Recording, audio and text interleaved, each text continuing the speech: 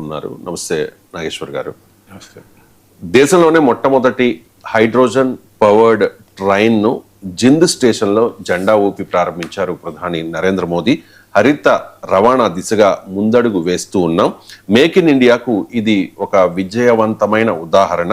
సంక్షోభం ఉన్న రైల్వేలు దేశ అభివృద్ధి పరుగు ఆగిపోలేదు అంటూ ఉన్నారు మోదీ. మోదీ బైక్ जो ये हाइड्रोजन ट्रेन है उसके सामर्थ्य के बारे में सुनकर आपको भी गर्व होगा, एक एक हिंदुस्तानी को गर्व होगा। साथियों, जिंद से सोनीपत को चलने वाली हाइड्रोजन ट्रेन दुनिया की सबसे ताकतवर हाइड्रोजन ट्रेन है।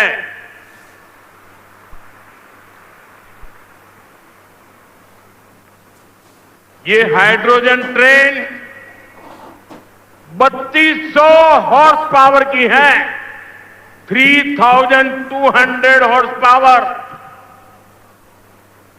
और सबसे ताकतवर ही नहीं, भारत की हाइड्रोजन ट्रेन सबसे लंबी भी है।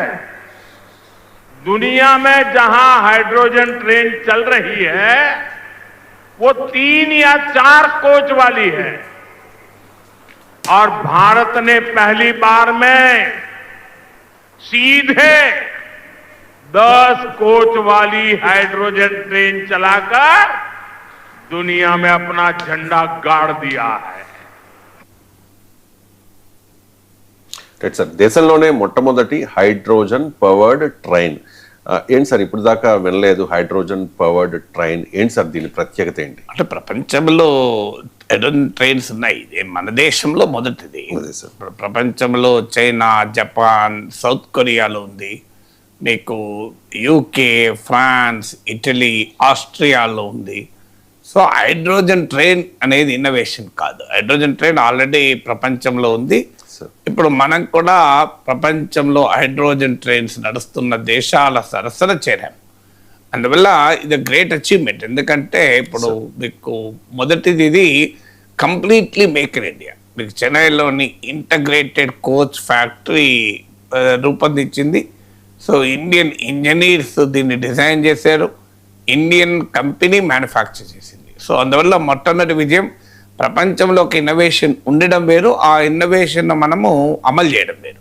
అందువల్ల ద ఫస్ట్ యునిక్నెస్ ఏంటంటే it is the completely make in India thing. రెండవది ఏంటి అంటే వరల్డ్స్ లాంగెస్ట్, ఇంతకుముందు ప్రైమ్ మినిస్టర్ కూడా చెప్పారు చూడండి, ప్రపంచంలో ఎక్కడైనా ఈ హైడ్రోజన్ ట్రైన్స్ 3-4 కోచెస్ నడుస్తాయి. సో మనం ఏకంగా 10 కోచెస్ జింద్ నుంచి సోనిపట్ మధ్య హర్యానాలో 90 కిలోమీటర్ డిస్టెన్స్ 2 అవర్స్లో పోతుంది ఇది. సో మీకు this are world's longest hydrogen train, అది రెండవ ప్రత్యేకత. మూడవ ప్రత్యేకత అంటే world's most powerful hydrogen train. ఇది కూడా మీకు ప్రైమ్ మినిస్టర్ బయటలో ఉంది చూడండి. 3200 హార్స్ పవర్తో ఉన్నటువంటి ట్రైన్. సో అందువల్ల కంప్లీట్లీ మేక్ ఇన్ ఇండియా అనే కాదు, వరల్డ్లో ఉన్నటువంటి ఇన్నోవేషన్కు వాల్యూ అడిషన్ కూడా ఇండియా చేసింది అనడానికి ఇది ఒక ఇండికేషన్. సో ఇది ఏంటి ప్రత్యేకత? ఇప్పుడు మనకు రైల్వేస్ హిస్టరీ చూస్తే మొదట్లో కోల్తో నడిచేది, తర్వాత డీజిల్, తర్వాత ఎలక్ట్రిసిటీ, ఇప్పుడు హైడ్రోజన్. సో వాస్తవంగా దేశంలో 99% of electric lines railway lines electrify అయ్యాయి.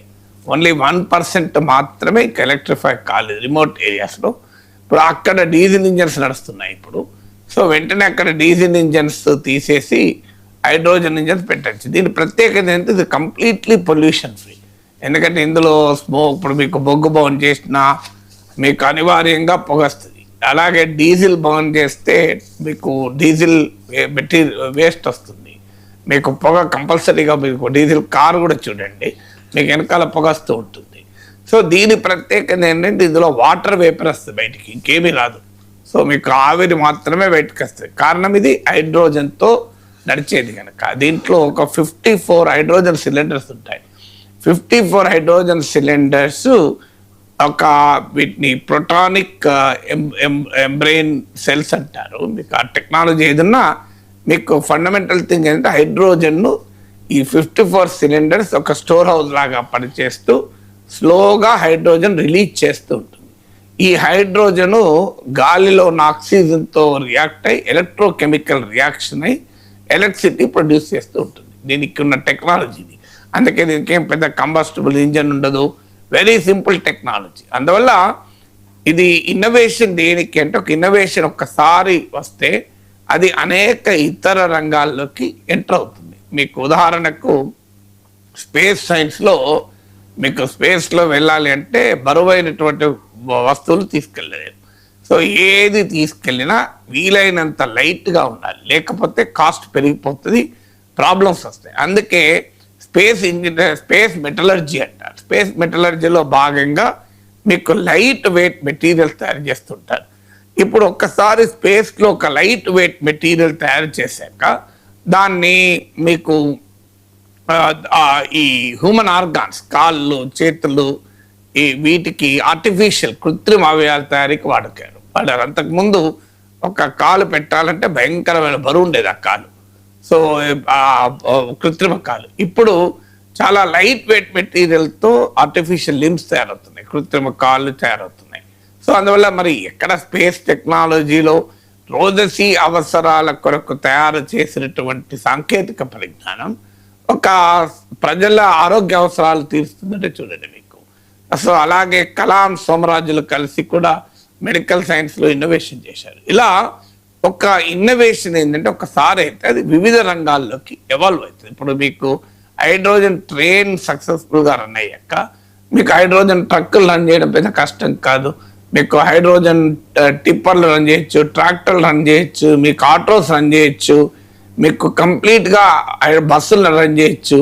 మీకు ఇప్పుడు ఆల్రెడీ ఈవీ ఎలక్ట్రిక్ వెహికల్స్తోనే పొల్యూషన్ ఉండదు. ఇందులో హైడ్రోజన్ వెహికల్స్తో అయితే ఇంకా అసలు కంప్లీట్లీ జీరో పొల్యూషన్. మీకు ఎంటైర్ ట్రాన్స్పోర్ట్ సిస్టమ్ని ఫ్యూచర్లో మనం హైడ్రోజన్తో చేయొచ్చు. అలాగే మీకు హైడ్రోజన్ స్టవ్స్ వచ్చాయి ఇటీవల, మీకు కమర్షియల్ కూడా రిలీజ్ అయింది హైడ్రోజన్ స్టవ్. చాలా సింపుల్ ఎలక్ట్రాలిసిస్తో అది వాటర్ను స్ప్లిట్ చేసి అందులోకి వెళ్ళి హైడ్రోజన్ తీసుకుని ఆ హైడ్రోజన్తో స్టవ్ నడుస్తుంది. చాలా సింపుల్ ఇన్నోవేషన్ ఇలా కనబడుతుంది, కానీ మార్వలస్ ఇన్నోవేషన్ హైడ్రోజన్ స్టవ్ అని. సో ఇలా hydrogen is considered as a next fuel, green hydrogen అంటారు. అది కూడా చాలా హైడ్రోజన్ ప్రొడక్షన్ కూడా చాలా ఎన్విరాన్మెంట్ ఫ్రెండ్లీ పద్ధతిలో ప్రొడక్షన్ చేయడం అని. సో అందువల్ల ఏ టెక్నాలజికల్ ఇన్నోవేషన్ మీకు ఇండియన్ రైల్వేస్ ఎవల్యూషన్లో కోల్, డీజిల్, ఎలక్ట్రిసిటీ తర్వాత ద 4th రెవల్యూషన్ అంటే ఇండియన్ రైల్వేస్ ఎలా నడుస్తాయనే విషయంలో. అందువల్ల డెఫినెట్గా it is a proud moment. అధికారంలో ఉన్నప్పుడు 3 రాజధానులు అన్న జగన్మోహన్ రెడ్డి ఈ మధ్య